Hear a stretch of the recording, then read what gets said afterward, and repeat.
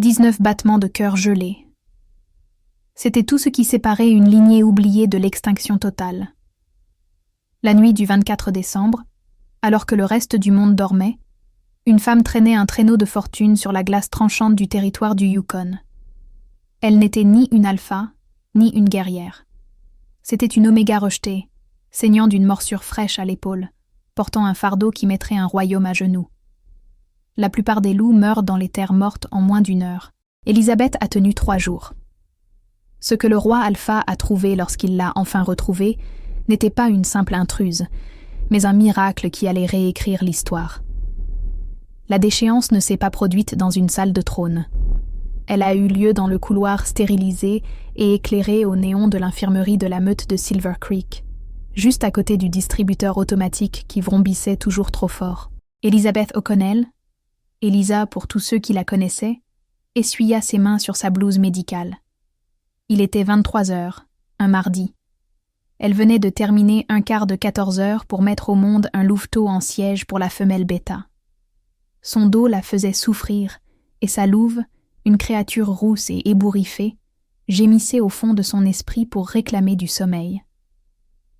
Elle poussa la porte du bureau de l'Alpha, tenant le dossier des rapports médicaux hebdomadaires. Elle ne frappa pas. Elle était la matrone de la meute, et plus important encore, elle était la partenaire prédestinée de l'Alpha Grayson Roar. Du moins, c'est ce qu'elle pensait. Grayson, le budget pour l'unité néonatale est...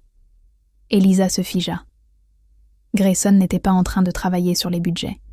Il était appuyé contre son bureau en acajou, ses lèvres scellées à celles de Tasha Miller, la traqueuse principale de la meute. Les jambes de Tasha étaient enroulées autour de la taille de Grayson, ses griffes manucurées s'enfonçant dans son blouson en cuir.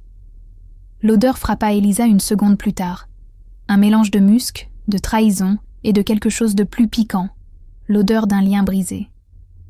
Grayson s'écarta, mais il ne semblait pas coupable. Il avait l'air agacé. Il lissa ses cheveux sombres, ses yeux habituellement d'un ambre chaud étant désormais aussi froids que le pergélisol de l'Alaska. « Tu devrais vraiment frapper, Elisabeth, » dit Grayson d'une voix plate. « Je suis ta partenaire, » chuchota Elisa, le dossier tremblant dans sa main.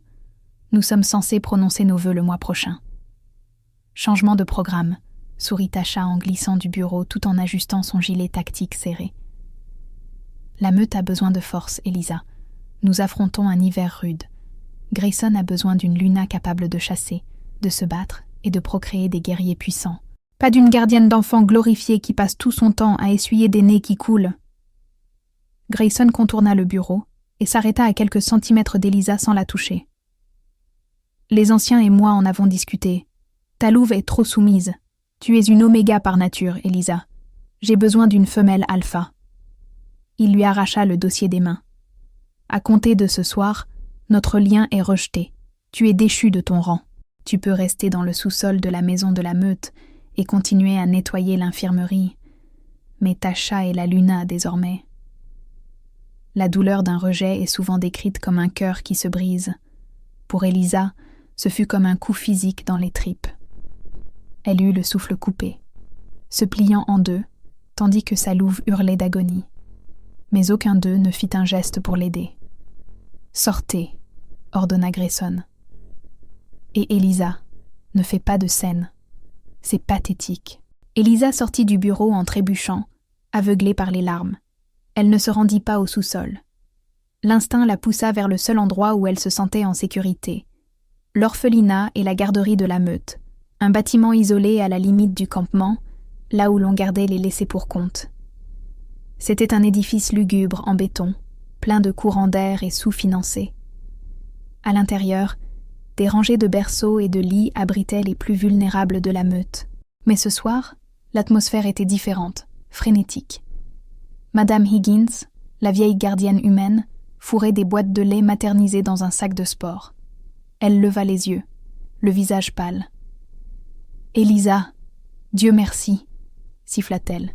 « Tu es au courant ? Tu sais ce que ce monstre prépare ?» « Grayson m'a rejetée, » marmonna Elisa en s'appuyant contre le cadre de la porte. « Non, pas ça !» rétorqua la vieille femme en lui tendant un document. Les coupes budgétaires, la purge hivernale. Elisa parcourut le document. C'était une note de service signée par Grayson et Tasha, datée du lendemain matin à l'aube. Objet, allocation des ressources.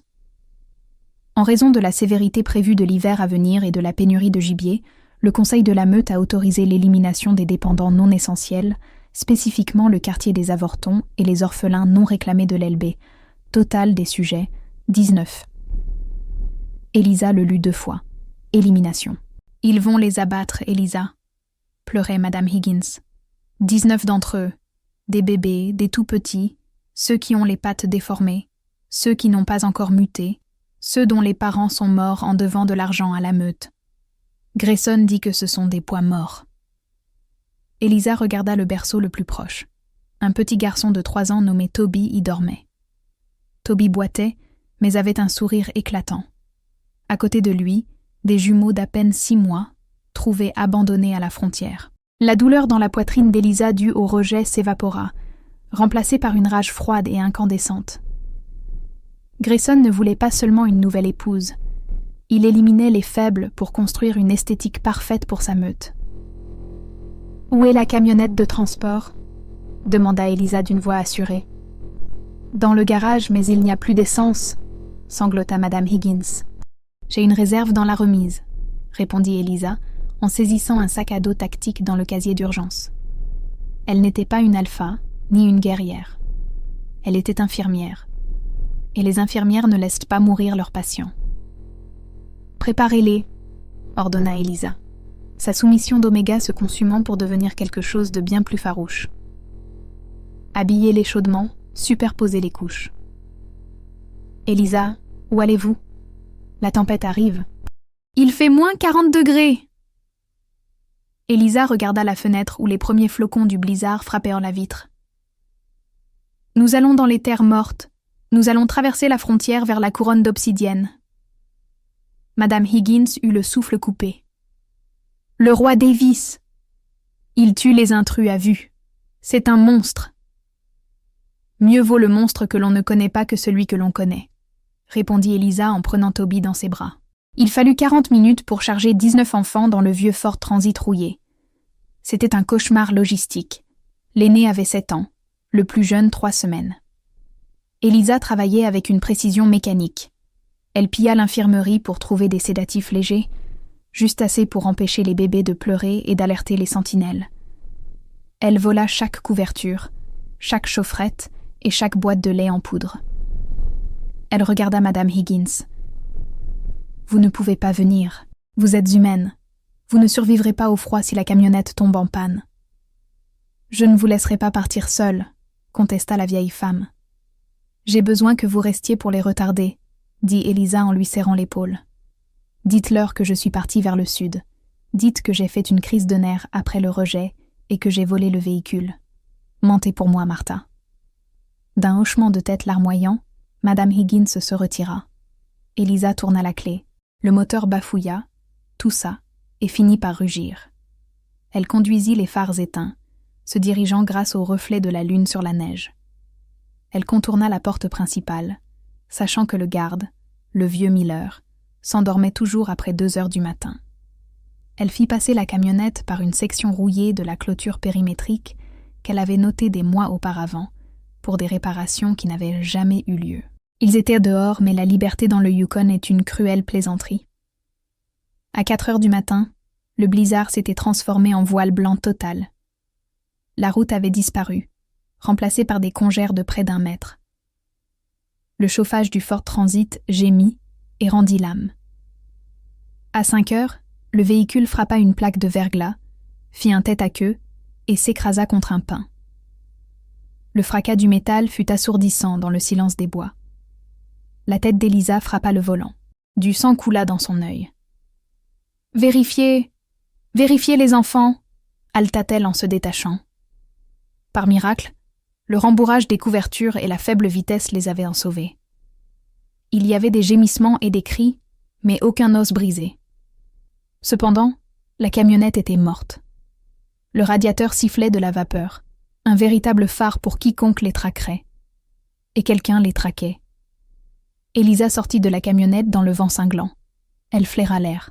Sous l'odeur du pain et de la glace, elle le sentit, le diesel, et Laconie, les exécuteurs de Grayson. Ils étaient là peut-être à 8 kilomètres derrière, sur des motoneiges. Elle ouvrit l'arrière du véhicule. 19 visages terrifiés la regardèrent. « D'accord, » dit Elisa, la voix chevrotante. « Tout le monde sort.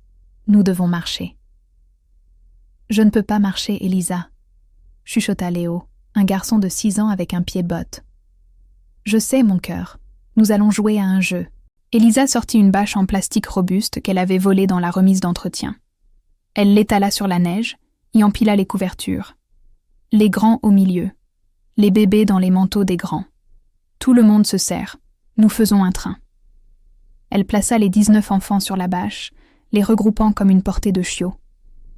Puis, elle prit l'épaisse corde de remorquage de la camionnette, l'attacha aux œillets de la bâche et boucla l'autre extrémité autour de sa taille. Elle muta, mais pas totalement. Elle ne pouvait pas tenir la corde avec des pattes. Alors, elle poussa sa mutation partielle. Ses ongles s'allongèrent en griffes pour l'adhérence. Ses muscles gonflèrent, déchirant les coutures de sa blouse. Ses yeux brillèrent d'un or défiant. C'était une oméga. Elle n'était pas faite pour la puissance, elle était faite pour l'endurance. Elle se pencha en avant, enfonçant ses bottes et ses griffes dans la terre gelée. La bâche, chargée de près de 300 kilos d'enfants et de fournitures, ne bougea pas. « Avance !» hurla-t-elle intérieurement à sa louve. « Avance ou il meurt !» Elle poussa un rugissement qui lui déchira la gorge et tira.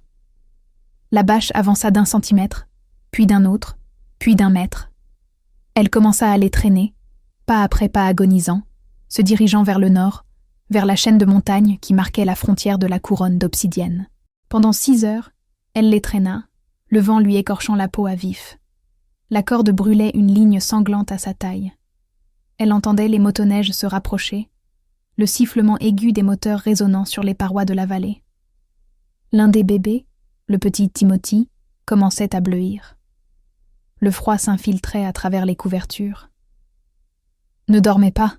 cria Elisa par-dessus le vent, sa voix n'étant plus qu'un aboiement rauque. « Chantez, tout le monde, chantez l'hymne de la meute. » Le vent hurla en retour, étouffant leurs petites voix tremblantes. Les jambes d'Elisa flageolaient. Elle avait traversé le No Man's Land, la zone neutre entre les meutes. Devant elle s'étendait la forêt sombre, le territoire du roi Alpha. Un coup de semonce retentit. Une balle siffla à l'oreille d'Elisa, se logeant dans un tronc d'arbre. Elle se retourna. 3 motoneiges franchissaient la colline derrière eux. En tête se trouvait Tasha, armée d'un fusil de chasse. « C'est la fin du voyage, la nounou !» hurla Tasha, sa voix portée par le vent. Elisa regarda les enfants. Ils étaient gelés, affamés et terrifiés. Elle regarda devant elle. Les bornes frontières, des piliers d'obsidienne noire gravés de runes, n'étaient qu'à 50 mètres. « Accrochez-vous !» cria Elisa aux enfants. Elle se jeta en avant, sprintant avec chaque once de force qui lui restait.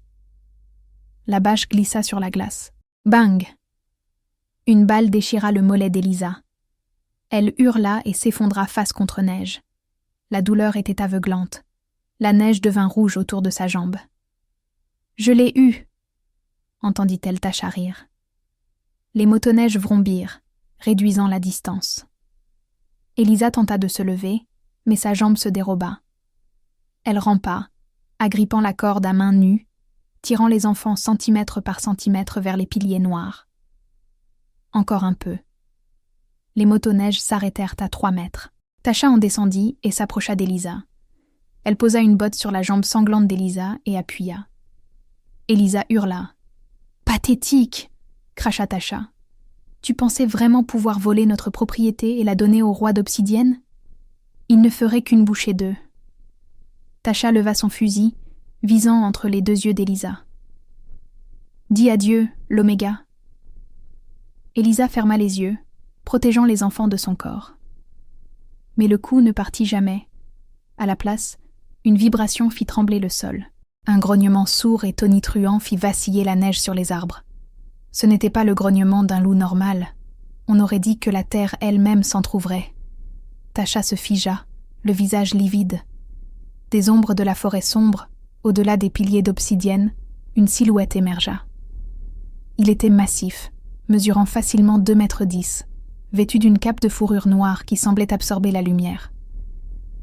À ses côtés marchaient 2 loups de la taille de poneys, les yeux rougeoyants. L'homme franchit la frontière. Il regarda Tasha, puis la femme en sang et l'amas de 19 enfants gelés. Lorsqu'il parla, sa voix était comme des pierres qui s'entrechoquent. « Vous chassez sur mes terres. » C'était Davis Sterling, le roi alpha. Tasha abaissa son arme, les mains tremblantes. « Roi Davis, cette femme est une voleuse de la meute de Silver Creek. Elle a volé notre bétail. Nous ne faisons que les récupérer. » Les yeux de Davis, noirs comme le vide, se tournèrent vers Elisa. Elle leva les yeux vers lui, le sang collant ses cheveux, la main toujours agrippée à la corde. « Est-ce vrai ?» demanda Davis, sa voix dénuée d'émotion. « As-tu volé du bétail ?» Elisa toussa, du sang éclaboussant la neige. Elle regarda le roi dans les yeux, un acte de défi qui signifiait habituellement la mort. « Ce ne sont pas du bétail, » croassa-t-elle farouchement. « Ce sont des enfants, et je ne les ai pas volés. Je les ai sauvés. » Davis regarda la bâche. Une petite main gantée d'une chaussette en sortit. Le roi se tourna vers Tasha. « Vous avez tiré sur une femme portant des enfants. »« C'est une traîtresse !» hurla Tasha. « Livrez-la nous. » Davis fit un pas en avant. La pression de son aura força Tasha à tomber à genoux. Les autres exécuteurs de Silver Creek gémirent, lâchant leurs armes. « La loi de la couronne d'obsidienne est simple, » déclara Davis. « Tout ce qui traverse ma frontière m'appartient. » Il regarda Elisa. Elle a franchi la ligne. Elle est à moi, désormais. Les enfants sont à moi. « Vous ne pouvez pas faire ça !» cria Tasha. « Fuyez !» murmura Davis. « Avant que je ne décide de garder vos motoneiges aussi. » Tasha s'enfuit, terrifiée, signalant à ses hommes de battre en retraite. Elisa les regarda partir, l'adrénaline retombant. L'obscurité s'insinua au bord de sa vision. Elle sentit l'ombre du roi s'abattre sur elle. Elle essaya de parler, de le supplier de ne pas faire de mal aux enfants, mais son corps lâcha. La dernière chose qu'elle ressentit fut des mains puissantes et chaudes la soulevant de la neige, et une voix grave murmurant « Non, mais qu'est-ce que… » Puis, tout devint noir. Elisa se réveilla avec une odeur de bois brûlé et d'antiseptique. Prise de panique, elle agita instinctivement la main pour chercher la corde. « Doucement, la louve. Tu vas déchirer tes points de suture. » Elisa entr'ouvrit les yeux. Elle n'était pas dans un cachot. Elle se trouvait dans une pièce immense aux murs de pierre, allongée sur un lit qui ressemblait à un nuage. Un feu rugissait dans une cheminée assez grande pour y rôtir un élan. Elle se redressa brusquement, ignorant la douleur lancinante dans sa jambe. « Les enfants… Où sont les enfants ?» Assis dans un fauteuil en velours dans un coin se trouvait un homme. Il avait des pommettes saillantes, des cheveux noirs en bataille et des yeux qui suivaient chacun de ses mouvements. Il portait une chemise tactique gris foncé qui tendait sur son torse. Roi Alpha Davis. Il ne répondit pas immédiatement, prenant une gorgée d'un verre en cristal. « Ils sont bruyants, » dit-il simplement. « Très bruyants. »« Sont-ils vivants ?» exigea Elisa en balançant ses jambes hors du lit. Elle portait un t-shirt doux et trop grand qui n'était pas à elle. « Ils mangent. Mon personnel de cuisine est actuellement en panique, essayant de trouver assez de gruau pour 19 bouches. » Davis posa son verre.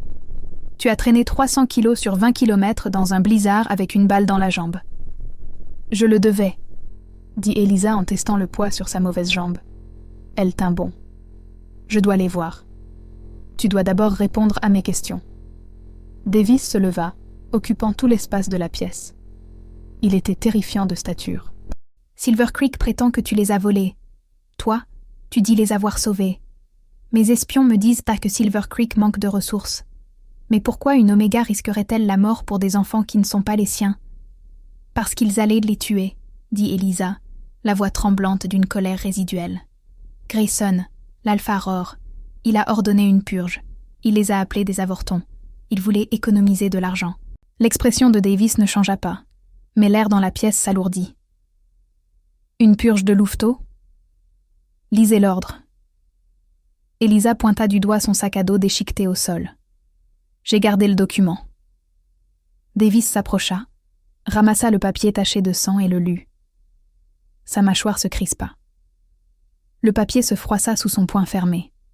« Il a signé ça ?» demanda Davis, la voix dangereusement basse. Lui et sa maîtresse. Davis jeta le papier dans le feu et le regarda brûler. « Tu as pénétré sur mes terres, Elizabeth O'Connell, » dit-il en se tournant vers elle. « La peine est la mort. » Elisa déglutit avec peine. « Alors tuez-moi. Mais laissez les enfants rester. Ils peuvent travailler.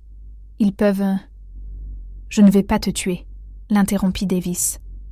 Il s'approcha, s'arrêtant à quelques centimètres. Il sentait le cèdre et la pluie. « Tu possèdes une force que je n'ai jamais vue chez mes propres guerriers d'élite. Un alpha se bat pour le pouvoir. Toi, tu t'es battu pour la survie. Il y a une différence. » Il tendit son pouce rugueux, effleurant son menton pour lui relever la tête.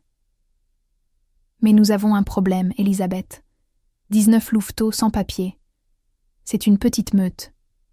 Et parmi eux, Davis hésita, une lueur étrange traversant son regard. Parmi eux, mes guérisseurs ont trouvé quelque chose d'intéressant lors des analyses de sang. Le cœur d'Elisa s'arrêta. Quoi? L'un des garçons, dit Davis, ses yeux fouillant les siens.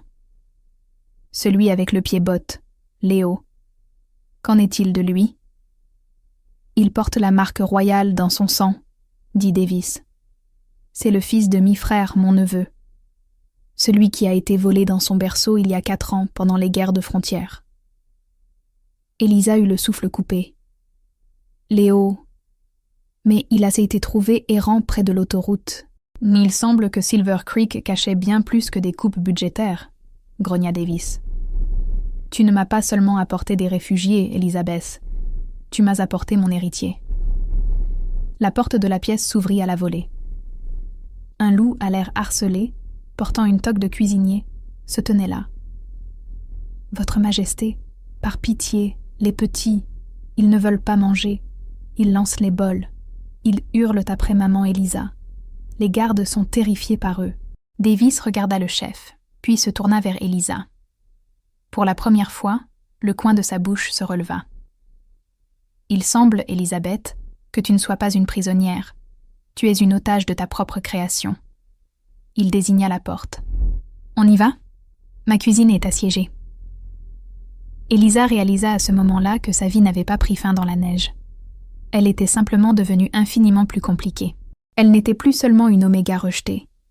Elle était la gardienne de l'héritier du roi et la seule personne capable de contrôler 19 louveteaux traumatisés. « Montrez-moi le chemin, » soupira Elisa. Mais alors qu'elle passait devant le roi, elle ne vit pas le regard qu'il lui portait. Il ne la regardait pas comme une nuisance. Il la regardait comme un homme qui mourait de faim pour quelque chose dont il ignorait avoir besoin. La meute de la couronne d'obsidienne était sur le point de changer. Et la guerre contre Silver Creek n'était plus seulement une question de territoire. C'était devenu personnel. Si vous pensez qu'un champ de bataille est chaotique, essayez de gérer le petit déjeuner de 19 louveteaux garous qui n'ont jamais vu de buffet de leur vie.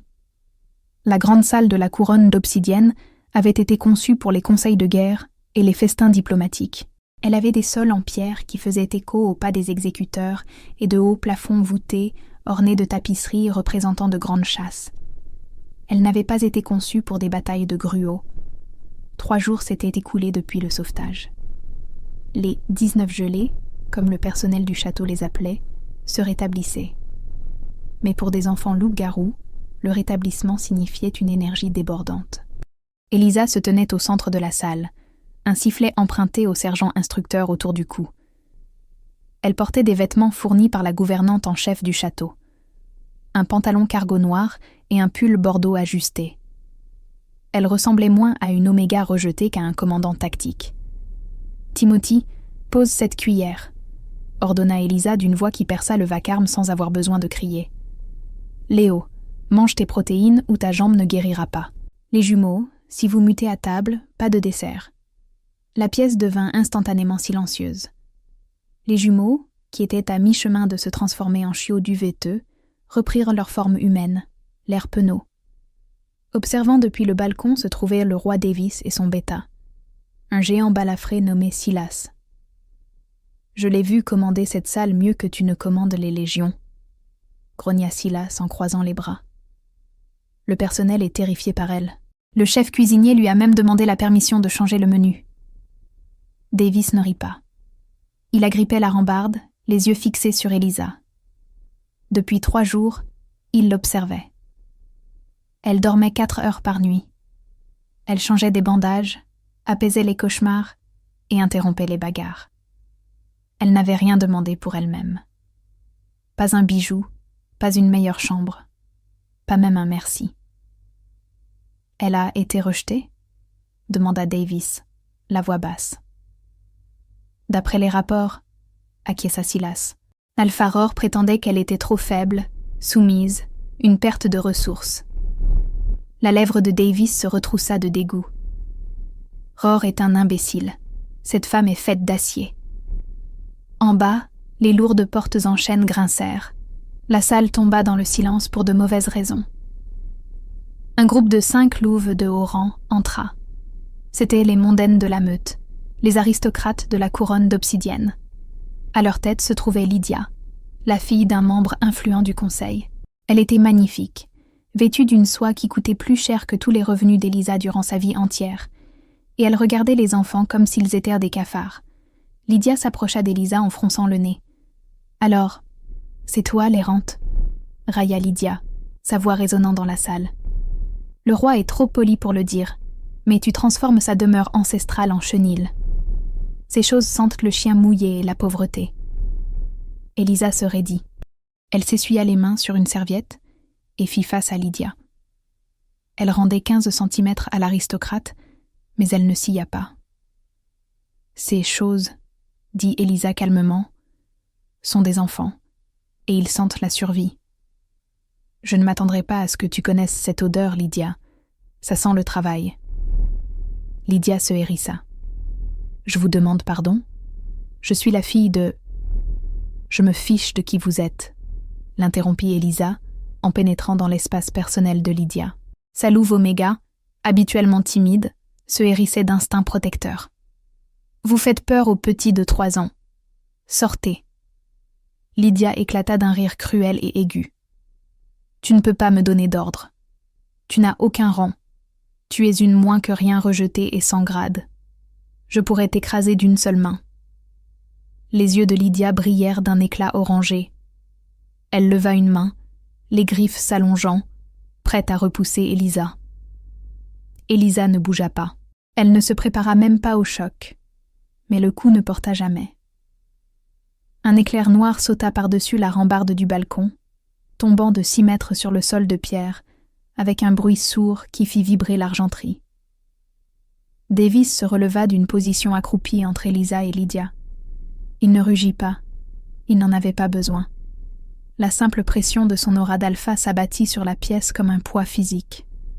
Chaque loup dans la salle, sauf Elisa, baissa le menton vers sa poitrine. Lydia haleta, tombant à genoux en tremblant. « Mon roi, Elle manquait de respect. »« C'est mon invité, » dit Davis d'une voix sourde qui fit vibrer la poitrine d'Elisa.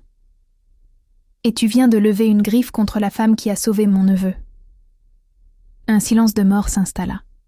La révélation au sujet de Léo avait été gardée secrète. Davis se tourna vers Elisa, vérifiant d'un coup d'œil rapide qu'elle n'était pas blessée, puis revint vers Lydia. « Sortez. Et si jamais vous lui parlez avec moins de respect qu'on en doit à un haut guerrier, vous serez exilés. » Lydia se releva précipitamment et s'enfuit, suivie de près par son entourage. Elisa expira un souffle qu'elle ne savait pas retenir. Elle leva les yeux vers Davis. Il la surplombait, ses yeux sombres intenses. « Merci, » chuchota-t-elle. « Mais j'avais la situation en main. »« Je sais que tu l'avais, » murmura Davis. « C'est ça qui m'effraie. » Il tendit la main, rangeant une mèche de cheveux rebelle derrière son oreille. Ses doigts s'attardèrent sur sa mâchoire. Ce contact envoya une décharge électrique si puissante à travers Elisa qu'elle faillit lâcher son sifflet. « J'ai une réunion avec le conseil concernant le statut légal des enfants, » dit Davis en se retirant à regret. « Je veux que tu sois là. »« Moi ?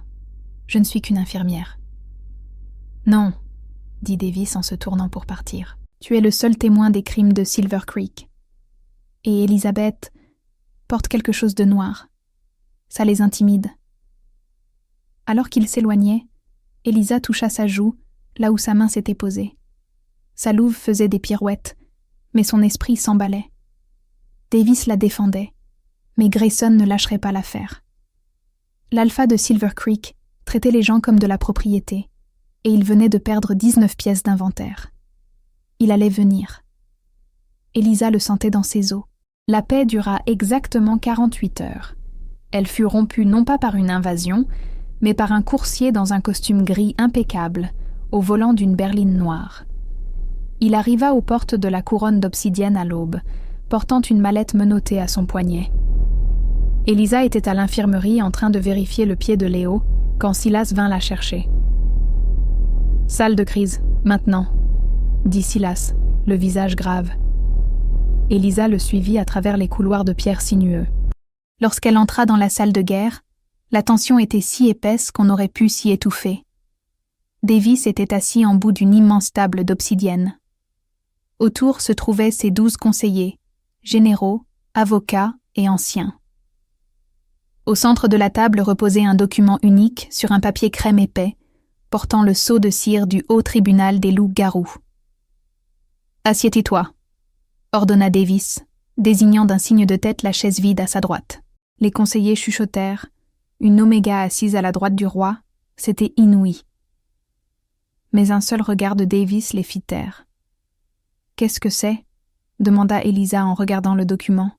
« Une assignation » dit Davis, la mâchoire serrée. « Et un ordre de restitution. » Il fit glisser le papier vers elle. Elisa lut le jargon juridique, le cœur au bord des lèvres. Demandeur, Alpha Grayson Roar, meute de Silver Creek. Défendeur, Roi Davis Sterling, meute de la couronne d'obsidienne. Motif, enlèvement illégal de mineurs de la meute. Vol de ressources de la meute, un fort transit. Violation de l'article 12 du traité frontalier. « Il vous poursuit en justice » demanda Elisa, incrédule. « Il a essayé de les tuer. »« Il prétend » commença un avocat aux lunettes cerclées de fer, « que l'ordre d'élimination était un faux créé par vous. Il affirme que vous avez souffert d'une bouffée délirante après votre rejet, kidnappé les enfants et pris la fuite. Il se fait passer pour l'alpha endeuillé, essayant de récupérer ses petits égarés. »« C'est un mensonge !» Elisa frappa la table de sa main. « J'ai l'ordre original. J'ai vu Tasha le signer. »« L'ordre que tu as apporté a été brûlé, » lui rappela doucement Davis. « C'est ta parole contre celle d'un alpha. Aux yeux du tribunal, sans preuve physique, les enfants appartiennent à leur meute de naissance. »« Alors qu'est-ce que cela signifie » demanda Elisa. « Cela signifie, » répondit Davis en se levant pour faire les 100 pas, « que nous sommes convoqués à une audience en terrain neutre demain soir à l'hôtel Aurora, en ville. Grayson sera là. Le haut justicier sera là. » Il s'arrêta et regarda Elisa. « Si nous perdons, les exécuteurs ramèneront les enfants à Silver Creek immédiatement. Et toi, tu seras remise à Grayson pour être jugée en tant que traîtresse. » La pièce se mit à tourner. Retourner là-bas signifiait la mort. Pire, cela signifiait la mort des enfants. « Je ne les laisserai pas les prendre, » chuchota Elisa. « Moi non plus, » jura Davis. « Mais nous ne pouvons pas déclencher une guerre pour cela sans la sanction du tribunal. Si j'attaque Silver Creek maintenant, les 6 autres royaumes se retourneront contre moi. Nous devons gagner légalement. »« Comment ?» demanda Elisa. « S'il a détruit les preuves de son côté, nous avons besoin qu'il avoue, » dit Davis. « Nous devons le piéger. »« Grayson est arrogant, » dit Elisa, l'esprit en ébullition. « Mais il n'est pas stupide. Il n'avouera pas un crime devant un juge. »« Pas devant un juge, » dit Davis. ses yeux brillants d'un plan dangereux. Mais peut-être devant la femme qu'il pense posséder. Davis se pencha sur la table. « Tu le connais, Elizabeth. Tu connais ses points sensibles, son ego. Il déteste être ignoré. Il déteste perdre le contrôle, ajouta Elisa. Exactement. Davis eut un sourire féroce et prédateur. Demain soir, nous n'entrons pas là-dedans comme un roi et une réfugiée. Nous entrons comme un couple. Elisa cligna des yeux. Quoi? La loi du tribunal stipule qu'un couple lié partage la responsabilité juridique, expliqua Davis. Si je déclare que tu es ma partenaire, ma Luna choisie, alors selon les anciennes lois, tes actes sont mes actes. Ils ne peuvent pas t'extrader sans me déclarer la guerre. Mais nous ne sommes pas partenaires, bafouilla Elisa, le visage s'échauffant. Grayson ne le sait pas. Nous y allons, nous faisons le spectacle. Nous le rendons si jaloux, si furieux, qu'il en perd son sang-froid et commet une gaffe. Nous le forcerons à admettre que la purge était réelle. Vous voulez que je prétende être la reine de la couronne d'obsidienne? Demanda Elisa. Davis, je suis une infirmière de campagne. Je ne sais pas comment être une reine. Davis contourna la table, lui prit la main et l'aida à se lever. Il la regarda, ses yeux s'adoucissant. Tu as guidé 19 enfants à travers l'enfer, et tu les as gardés en vie. Tu as tenu tête à Lydia sans ciller. Tu es plus reine que n'importe quelle femme née dans un palais. Il porta ses articulations à ses lèvres, les embrassant légèrement. Fais-moi confiance, Elisabeth. Demain soir, nous allons le briser. Hôtel Aurora, 20h. Le lendemain, le terrain neutre était un hôtel de luxe au centre-ville d'Anchorage. La salle de bal avait été vidée.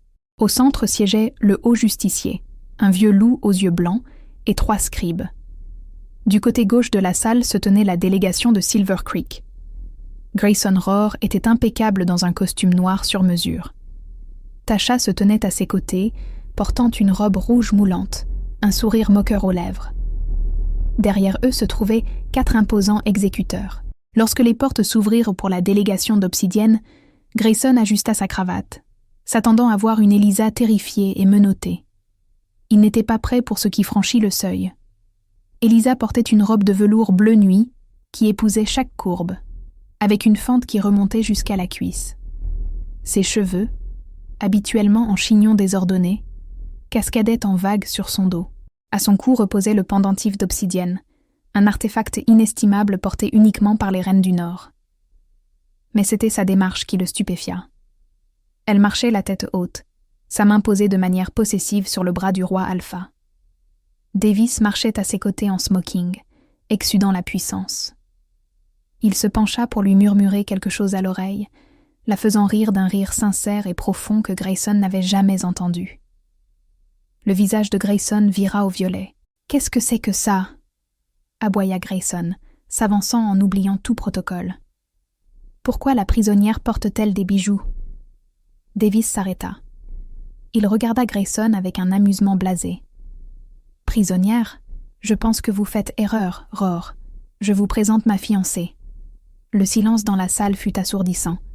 Même le haut justicier leva les yeux de ses notes. « Fiancée ?» glapit Tasha. « C'est une oméga rejetée. C'est un déchet. » Attention. La voix de Davis baissa d'un octave, la température dans la pièce chutant brutalement. « Insultez encore ma future épouse et je vous arrache la langue ici même, terrain neutre ou non. » Elisa regarda Grayson.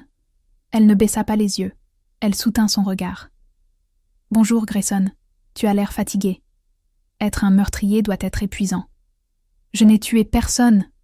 hurla Grayson, perdant instantanément son sang-froid. « Je gérais ma meute. Tu as volé ma propriété. »« Les enfants ne sont pas une propriété », intervint le justicier d'une voix sèche comme du parchemin. « Alpha Rohr, vous avez déclaré dans votre déposition que les enfants étaient des membres aimés de la meute enlevée en pleine nuit. »« Ils l'étaient, » mentit Grayson, transpirant légèrement. « Nous leur préparions un festin. » « Un festin ?» Elisa haussa un sourcil. « Est-ce pour cela que vous avez coupé le chauffage de l'orphelinat 3 jours avant mon départ ? Pour les préparer au festin ? Bégaya Grayson.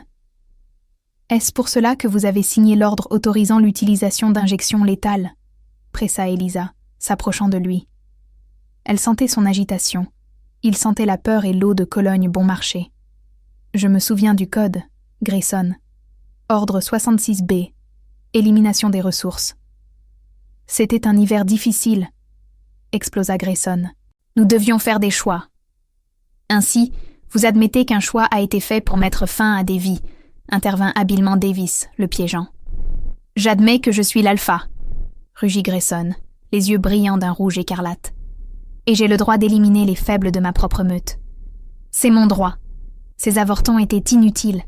Ils mangèrent de la nourriture dont mes guerriers avaient besoin. Silence.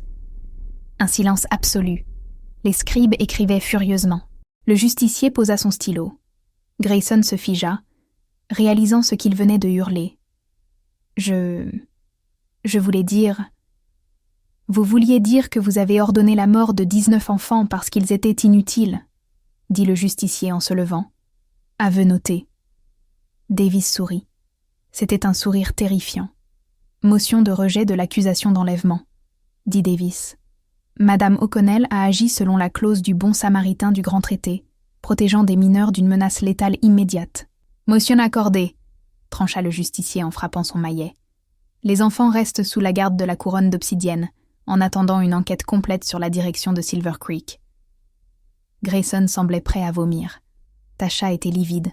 « Tu ne peux pas faire ça », siffla Grayson en regardant Eliza. « Tu m'appartiens. Le lien... Je t'ai rejeté, mais je ne l'ai pas rompu. Tu es toujours à moi. » Il bondit. Tout se passa au ralenti.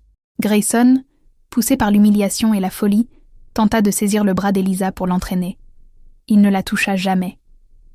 Davis fut plus rapide que l'éclair. Une main attrapa la gorge de Grayson, le soulevant de 30 centimètres du sol. « Touche-la !» murmura Davis au visage suffoqué de Grayson. « Et je réduirai Silver Creek en cendres, et je salerai la terre. » Il projeta Grayson en arrière, qui s'écrasa contre une table de hors-d'œuvre. « Nous en avons fini ici, » dit Davis en ajustant ses manchettes. Il offrit son bras à Eliza. « On rentre à la maison, mon amour. » Eliza prit son bras, le cœur battant contre ses côtes. Ils sortirent de la salle de bal, laissant un Grayson Rohr humilié dans les décombres de son propre ego. Mais alors qu'ils atteignaient l'ascenseur, l'adrénaline retomba et une nouvelle réalité s'installa. Davis n'avait pas lâché sa main, et la façon dont il l'avait appelé « mon amour » n'avait pas semblé être du jeu. « Tu as été incroyable », dit doucement Davis, alors que les portes de l'ascenseur se fermaient. « Nous avons gagné », souffla Eliza en s'appuyant contre la paroi. « Ils sont en sécurité pour l'instant », dit Davis, son visage devenant sérieux. Mais Grayson est acculé. Un loup acculé est dangereux. Il n'attaquera pas avec des avocats la prochaine fois.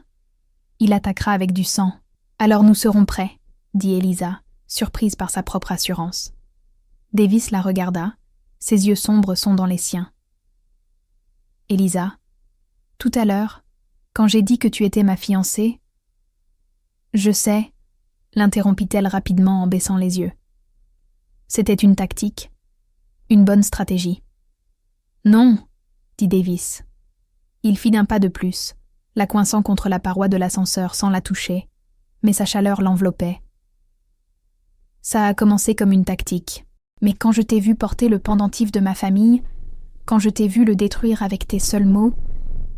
Il se pencha, ses lèvres effleurant son oreille.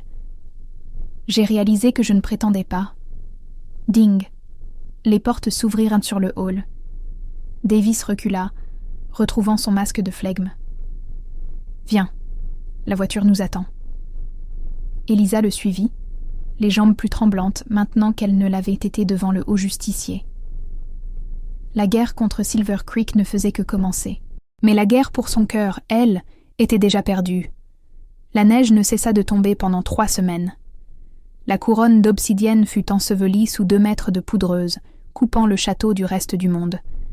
C'était le temps idéal pour un siège, à condition d'être assez fou pour attaquer le roi Alpha sur sa propre montagne. Grayson Rohr était précisément ce genre de fou. C'était la veille de Noël, exactement 1 mois après qu'Elisa avait traîné le traîneau sur la glace. Le château était d'humeur festive. La grande salle était parée de houx et de cloches d'argent. Les 19 enfants, désormais en bonne santé et reprenant du poids, couraient partout, poursuivant Silas autour du sapin de Noël.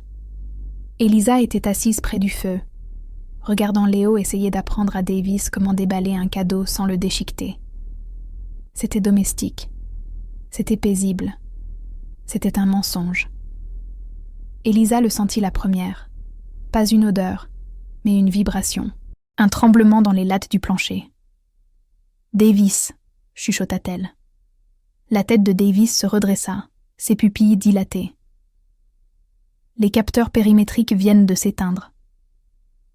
Avant que quiconque puisse bouger, le vitrail au-dessus de la salle vola en éclats. Des cordes tombèrent du plafond. Des silhouettes sombres en camouflage tactique blanc descendirent en rappel, s'écrasant sur les tables de banquet. « Protégez les petits !» hurla Elisa, plongeant par-dessus la table basse pour protéger Léo et les jumeaux. Le chaos éclata. Les gardes d'obsidienne mutèrent instantanément, percutant les intrus. Ce n'étaient là pas seulement des guerriers de Silver Creek, c'étaient des mercenaires, des renégats payés avec du sang.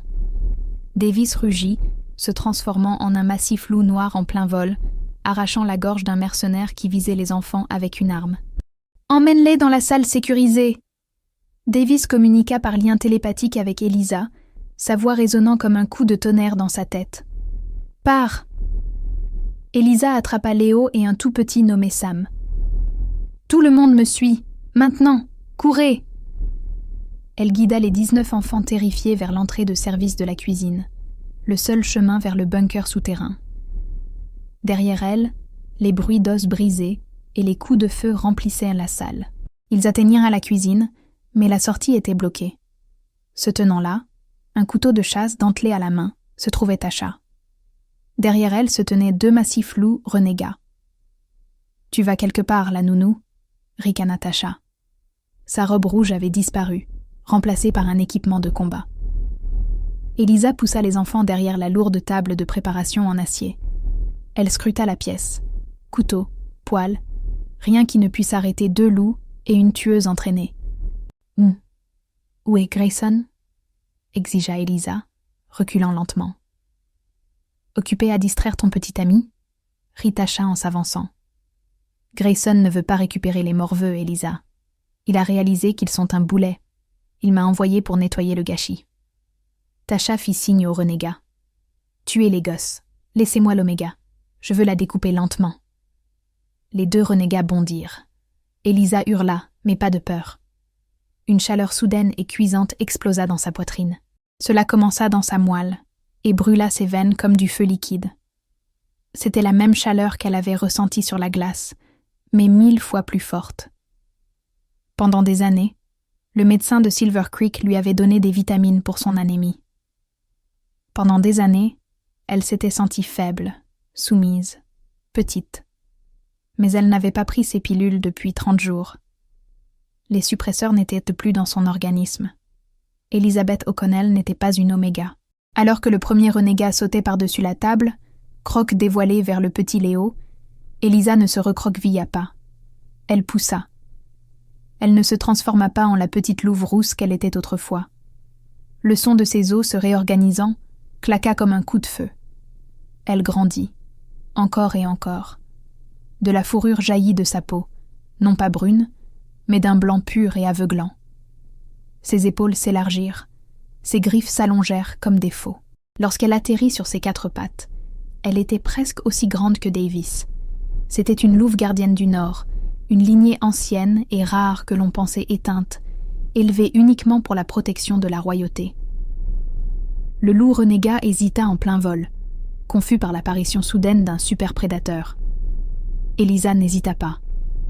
Elle referma ses mâchoires sur le cou du renégat. Le craquement fut d'une finalité écœurante. Elle projeta la bête de 150 kilos à travers la cuisine comme une poupée de chiffon. Le second renégat gémit et tenta de reculer, mais Elisa fut sur lui. Un seul coup de patte lui brisa les côtes et l'envoya s'écraser contre les fourneaux industriels. Tasha restait figée, le couteau tremblant dans sa main. Elle fixait la massive louve blanche, les yeux écarquillés de terreur. « Quoi? Qu'est-ce que tu es ?» chuchota Tasha. Elisa laissa échapper un grognement qui fit vibrer les casseroles suspendues au plafond. Elle fit un pas vers Tasha, montrant des crocs tachés du sang du renégat. Tasha lâcha son couteau et recula en trébuchant, tombant sur ses propres pieds. « Elisa, s'il te plaît, je ne faisais qu'obéir aux ordres. Grayson m'a forcée. » Elisa n'attaqua pas. Elle n'en avait pas besoin. Elle laissa simplement échapper un grognement vibrant qui promettait la mort si Tasha bougeait encore. La porte de la grande salle s'ouvrit avec fracas. Davis se tenait là, couvert de sang, le souffle court. Il balaya la pièce du regard, cherchant la menace. Il vit les renégats morts, Tasha recroquevillée, puis la louve blanche montant la garde devant les enfants silencieux et médusés. Davis reprit sa forme humaine, ignorant sa nudité, les yeux rivés sur la louve blanche. « Elisa » souffla-t-il. Elisa s'ébroua, l'adrénaline retombant. Elle recula, laissant la mutation refluer pour retrouver sa forme humaine. Elle s'effondra sur le carrelage froid, nue et grelottante, l'épuisement la frappant d'un coup. Davis fut près d'elle en un instant, l'enveloppant dans sa cape et la serrant contre son torse. « Tu es une gardienne », murmura-t-il dans ses cheveux en la berçant. « Mon Dieu, Rohr te droguait. Il te supprimait parce qu'il savait que tu étais plus forte que lui. » Elisa leva les yeux, le regard lourd.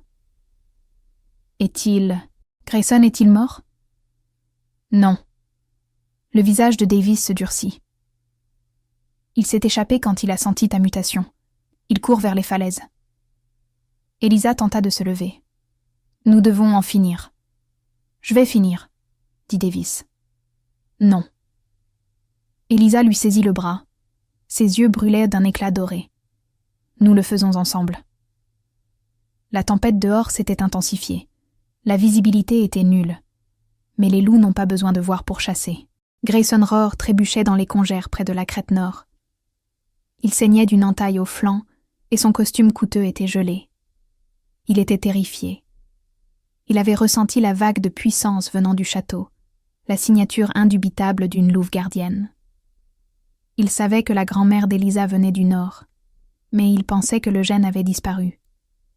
Il l'avait maintenue sous sédatif depuis ses 16 ans, lui disant qu'elle était malade, qu'elle était faible. Il avait créé une cage de mensonges. Et maintenant, la bête s'était échappée. Grayson. La voix fut portée par le vent. Grayson fit volte-face, sortant un pistolet argenté de son étui. 2 silhouettes émergeaient du voile blanc. Davis, sombre et imposant comme la mort elle-même, et Elisa, enveloppée dans une cape de fourrure, marchant avec la grâce d'un prédateur.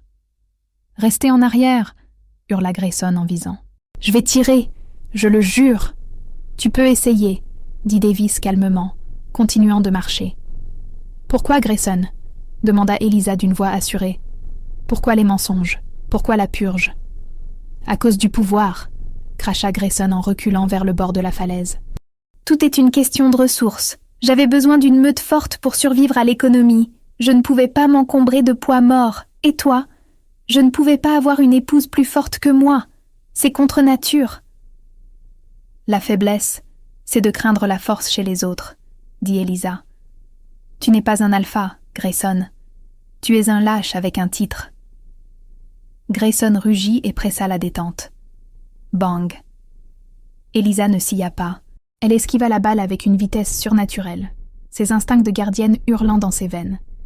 Avant que Grayson ne puisse tirer de nouveau, Davis bougea. Mais il n'attaqua pas. Il se contenta de bloquer le chemin de Grayson vers la terre ferme, le piégeant contre le précipice de la falaise. « Tu as 2 choix, Rohr, » dit Davis.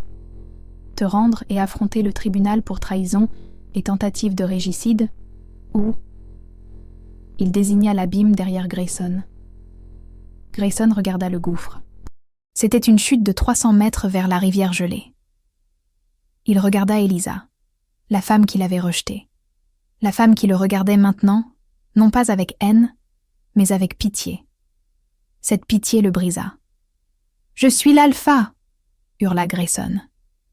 Il porta le pistolet à sa propre tempe. « Ne fais pas ça !» cria Eliza en s'élançant. Mais le pied de Grayson glissa sur la glace. Son poids bascula. Ses yeux s'écarquillèrent lorsqu'il réalisa son erreur. Il agita son arme, tirant inutilement vers le ciel, et bascula en arrière. Il n'y eut pas de cri, juste le bruit du vent, puis plus rien. Eliza se tenait au bord, regardant dans l'obscurité tourbillonnante et blanche. Le vent fouettait ses cheveux sur son visage. C'était fini. Le cauchemar de Silver Creek avait disparu. Elle sentit la main de Davis sur son épaule. Il la fit se retourner. « Est-ce que tu vas bien ?» demanda-t-il. « Je ne sais pas, » admit Eliza. « Je me sens différente, comme si j'étais enfin éveillée. » Davis lui prit le visage entre ses mains, la neige se prenant dans ses cils. « Tu es la créature la plus magnifique que j'ai jamais vue. » Il posa un genou à terre dans la neige. Eliza eut le souffle coupé. « Davis, la neige est glacée. Lève-toi. » « Pas encore, » dit Davis en fouillant dans sa poche. Il sortit une bague, pas un diamant, mais un anneau d'obsidienne noire incrusté d'un fil d'or blanc brut. Cette bague appartenait à la première reine de la couronne d'obsidienne. La légende dit qu'elle ne peut être portée que par une femme qui a traversé la mort et en est revenue. Il leva les yeux vers elle, son expression totalement sincère. « Je ne veux pas d'une alliance politique, Eliza. Je ne veux pas d'une fausse fiancée pour piéger un tribunal. Je te veux, toi. Je veux l'infirmière qui sauve les avortons. Je veux la guerrière qui traîne les traîneaux. Je veux la gardienne qui protège mon foyer. » Des larmes piquèrent les yeux d'Eliza, gelant sur ses joues. « Elizabeth O'Connell ?» demanda Davis, la voix rauque d'émotion.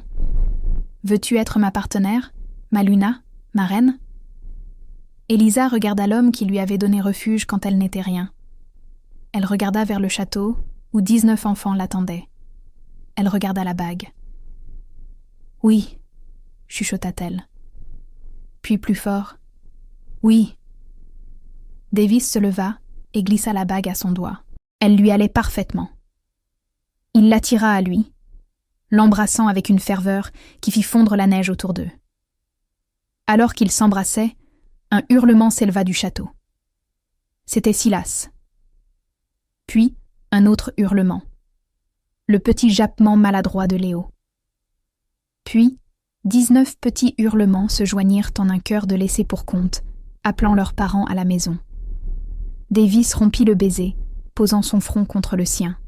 « Rentrons à la maison, » dit-il. « Les enfants attendent leurs histoires du soir. Je pense que ce soir... » Eliza sourit, voyant son propre reflet de louve blanche briller dans les yeux de Davis. « Ce soir, on oublie les contes de fées. Je pense que nous allons leur raconter une histoire vraie. » « À quel sujet ?»« Au sujet d'un traîneau, » dit Eliza en prenant sa main.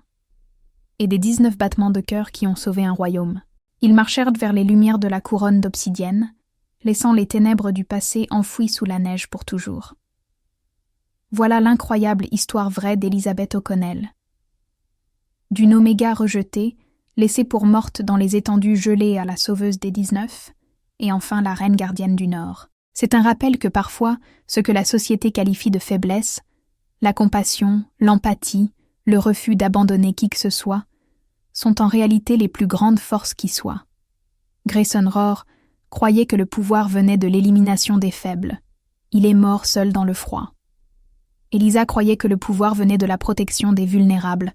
Elle a fini avec une couronne, un roi et une famille de 19. L'histoire nous dit que la meute d'obsidienne est devenue la plus forte au monde, non pas à cause de ses griffes, mais parce qu'elle était la seule meute qui refusait d'abandonner un seul loup. Et tout cela grâce à une infirmière qui ne voulait pas accepter un non comme réponse. Si cette histoire vous a donné des frissons, n'hésitez pas à cliquer sur le bouton « J'aime » dès maintenant. Cela aide davantage de personnes à découvrir ces récits. Que pensez-vous du destin de Grayson ? Était-ce mérité ou trop facile ? Et auriez-vous le courage de traverser les terres mortes pour 19 inconnus ? Dites-le moi dans les commentaires ci-dessous. Écrivez « Team Eliza » si vous êtes de son côté. N'oubliez pas de vous abonner pour ne pas manquer la saga de la semaine prochaine.